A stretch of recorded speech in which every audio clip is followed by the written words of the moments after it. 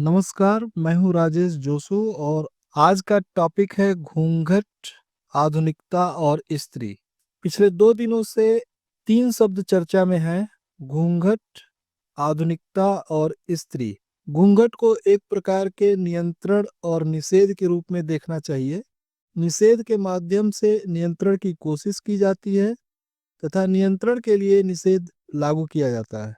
मध्यकालीन समाज का प्रभुत्वशाली वर्ग बहुसंख्यक वर्ग पर नियंत्रण स्थापित करने के लिए तमाम तरह के निषेध लागू किए हुए था, जैसे घूंघट, छुआछूत, ऊंच नीच, भेदभाव आदि। इन्हीं मध्यकालीन सामाजिक व्यवहारों के लिए चुनौती के रूप में आधुनिक विचार की उत्पत्ति हुई।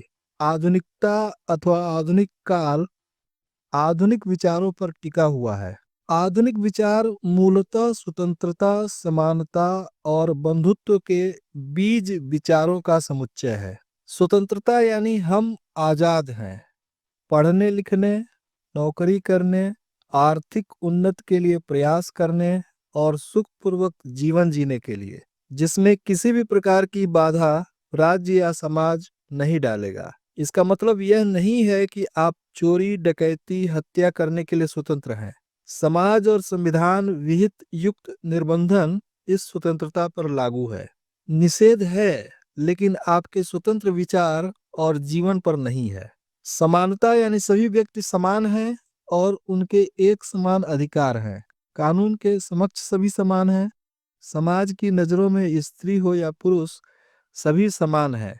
यदि नहीं है तो समान बनने के लिए प्रयास जारी है, जैसे समान कार्य के लिए स्त्री पुरुष को समान वेतन देना, तलाक के लिए समान आधार और अधिकार। नतीजा, 3 तलाक को कानून बनाकर समाप्त कर दिया गया।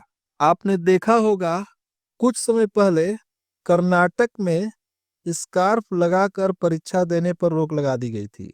यद्यपि स्कार्फ स्वयं से बांधकर छात्राएं गई थी, लेकिन उसे मध्यकालीन प्रतीक मानकर हटाने के लिए कहा गया। इसी संदर्भ में मुस्तफा कमाल पाशा, जो तुर्की के राष्ट्रपति थे, उनसे जुड़ा प्रसंग याद करिए।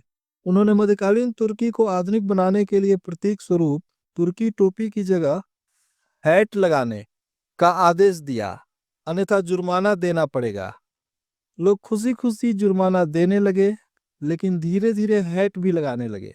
एक पत्रकार के प्रश्न करने पर कि टोपी के बदलने से क्या फर्क पड़ेगा, तो कमाल पाशा का जवाब था कि मेरी रुचि टोपी बदलने में नहीं, उसके नीचे जो है उसे बदलने में है। टोपी तो सिर्फ प्रतीक है।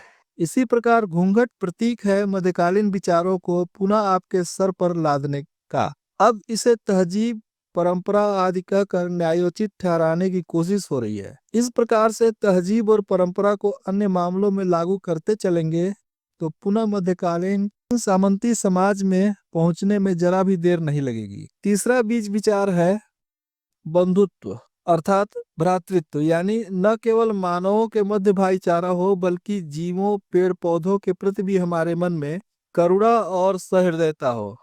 जैन धर्म में तो पार्थिव वस्तुओं में भी आत्मा की कल्पना की गई है।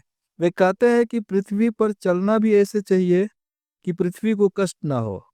यानी आधुनिक काल का सबसे बड़ा धर्म मानवता है, जो स्त्री पुरुष दोनों को मानव चेतना से लैस करता है। यानी कोई भी वस्तु की तरफ व्यवहृत नहीं होगा। स्त्री कोई वस्तु नहीं है कि उसे छुपाकर या घूंघट में रखा जाए।